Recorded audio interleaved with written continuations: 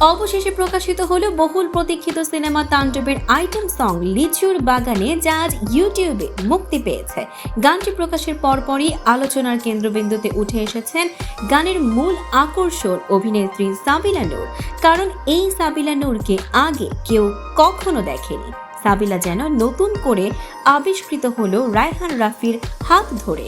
যে সাবিলাকে সিনেমায় নায়িকা হিসেবে মানাবে কিনা, তাও আবার শাকিব খানের বিপরীতে, সেটা নিয়েই ছিল সন্দেহ।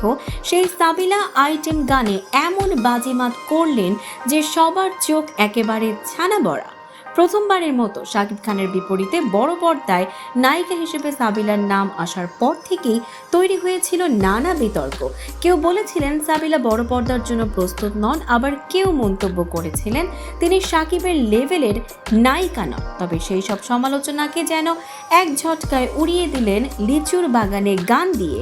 চমকপ্রদ কোরিওগ্রাফি, সাবিলার নজরকাড়া এক্সপ্রেশন ও অনবদ্য পারফরমেন্স দেখে দর্শকরা অবাক।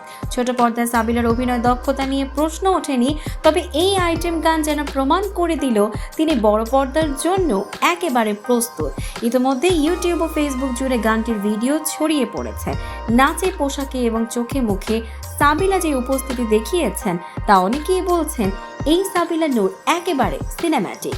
এখন প্রশ্ন নয়, প্রত্যাশা, সাবিলা নূর কি তবে ঢালিউডে নতুন রূপে রাজত্ব করতে যাচ্ছেন?